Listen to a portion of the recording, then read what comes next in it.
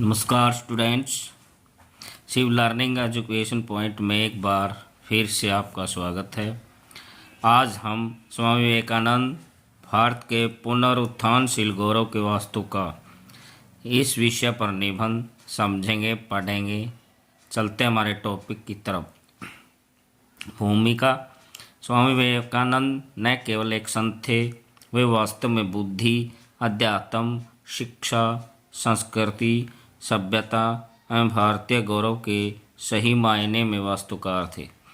जिस प्रकार एक शिल्पकार या वास्तुकार अपनी कला के माध्यम से बेजान मूर्ति में साक्षात प्राण प्रतिष्ठा स्थापित कर देता है, उसी प्रकार स्वामी विवेकानंद जी का प्रादुर्भाव भी ऐसे समय में हुआ जब सारा समाज बाह्य आडंबरों तथा अंधविश्वासों और सामाजिक कुप्रथाओं के जाल में फंसा हुआ था।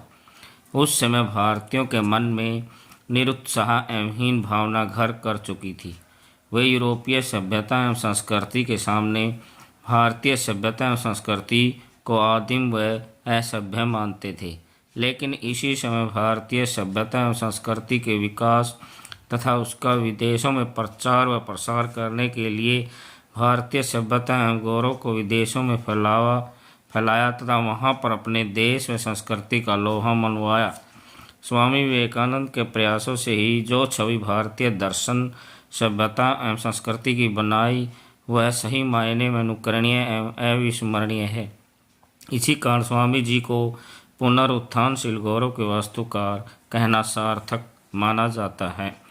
भारतवासियों में राष्ट्रीयता का बोध। स्वामी विवेकानंद जी ने अमेरिका के शिकागो में विश्व धर्म सम्मेलन में भाग लेकर अपने संबोधन के माध्यम से भारतीय सभ्यता एवं संस्कृति, नैतिकता एवं उच्च आदर्शों का जो नमूना विश्व पटल पर पेश किया, उससे प्रभावित होकर न केवल यूरोप में भारतीय सभ्यता एवं संस्कृति की गहरी छाप छोड़ी, अपितु भारतवासियों के मन में भी अपनी राष्ट्रीयता का बोध हुआ और वे अपने भारतीय होने पर गर्व अनुभव करने लगे।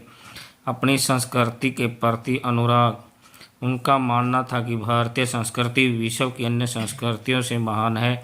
इसलिए उन्होंने अपने देशवासियों से आग्रह किया कि वे अपनी संस्कृति के अनुराग रखें ताकि उनको सही समय अथवा अवसर पर प्रकट किया जा सके।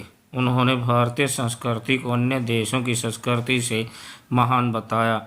उन्होंने अपने कथनों के द्वारा यह सिद्ध करने का प्रयास किया है कि विश्व की किसी भी संस्कृति की तुलना भारतीय संस्कृति से नहीं की जा सकती।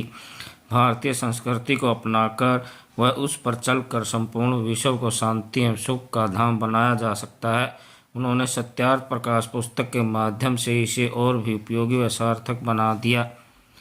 उद्योग व विज्ञान पर विदेशी विचार। उन्होंने समय समय पर भारतीय उद्योगपतियों एवं वैज्ञानिकों से वार्ता द्वारा स्वदेशी उद्योगों एवं विज्ञान की उन्नति के बारे में विचार किया। उनका सबसे बड़ा उदाहरण उद्योगपति जमशेद जी टाटा द्वारा वार्ता से स्वदेशी औद्योगिक नीति पर चर्चा कर उसको बढ़ावा देने पर बल दिया।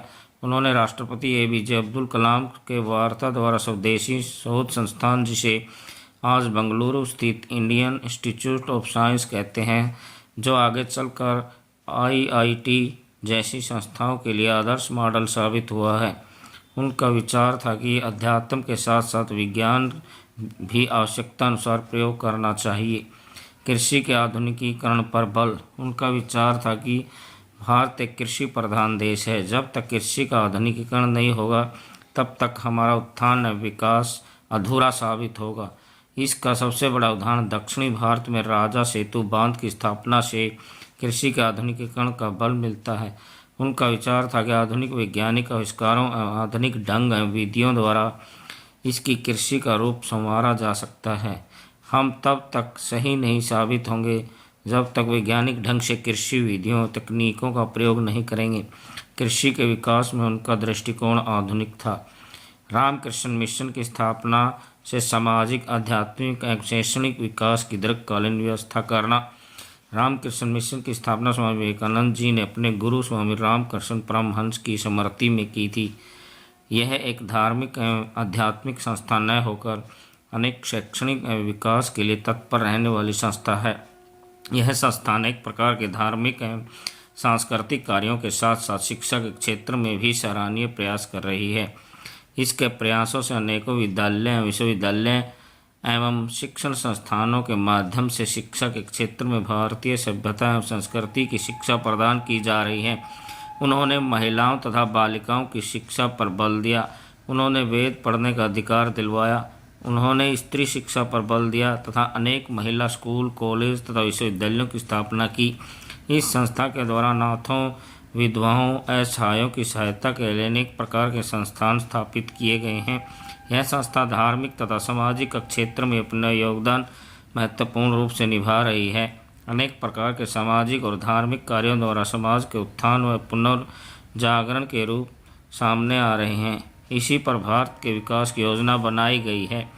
पश्चिमी ज्ञान व भारतीय ज्ञान में अंतर। स्वामी विवेकानंद जी ने भारतीय ज्ञान को पश्चिमी ज्ञान से श्रेष्ठ माना है। पश्चिमी ज्ञान के विचारकों का मानना है कि ज्ञान बाहर की दुनिया में फैला और बिखरा पड़ा है। इससे अध्यापकों, प्रोफेसरों तथा पुस्तकों के माध्यम से प्राप्त किया जा सकता है। मगर भारतीय दृष्टिकोण का यह मानना है कि ज्ञान व्यक्ति के अंदर ही है। इसे केवल आध्यात्मिक उन्नति और विकास के माध्यम से बाहर निकाला जा सकता है। इसे कई वैज्ञानिक तथा विचारक इसे अपना चुके हैं तथा मान चुके हैं। यूरोपीय अमेरिकी जो भारतीयों को असभ्य एवं आदिम समझने वालों को भारतीयों ने नतमस्तक किया है। इसका सबसे बड़ा उदाहरण अमेरिकी विद्वान जॉन राइट ने स्वामी जी के बारे में कहा था कि एक अकेले स्वामी जी का ज्ञान हमारे सभी प्रोफेसरों के ज्ञान से कुल जोड़ से अधिक है। इस बात से भारतीय ज्ञान की उपयोगिता एवं श्रेष्ठता साबित होती है और यह उन भारतीयों के लिए समझने योग्य बात है जो भारतीय संस्कृति, सभ्यता एवं ज्ञान को हीन समझते हैं। भारतीय ज्ञान का पश्चिमी विद्वान व जानकार लोहा मान चुके हैं। हमें भी इस पर गर्व होना चाहिए। भारतीय समाज का पुनर्जागरण एवं पुनरुत्थान करना।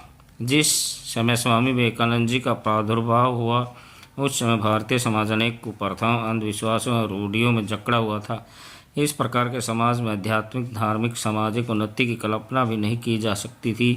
स्वामी विवेकानंद जी ने रामकृष्ण मिशन जैसी संस्था के माध्यम से तथा अपने कथनों और विचारों के माध्यम से भारतीय समाज की प्राचीन कुप्रथाओं और रूढ़ियों पर कुठाराघात किया है।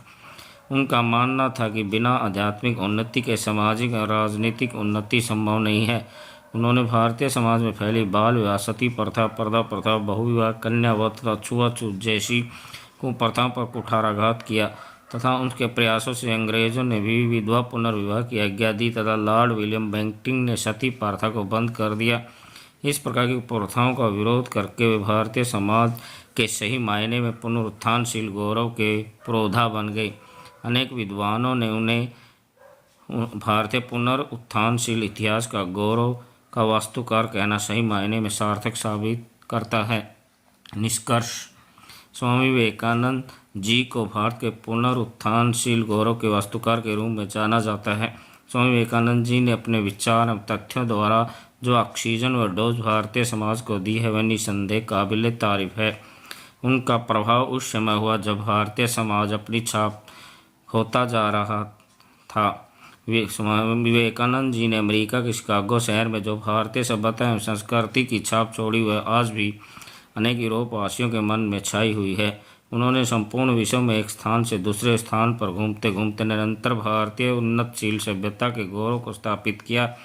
उनका विचार था कि चाहे विदेशी सभ्यता एवं संस्कृति कितनी भी श्रेष्ठ हो, वह भारतीय सभ्यता एवं संस्कृति का सामना नहीं कर सकती है।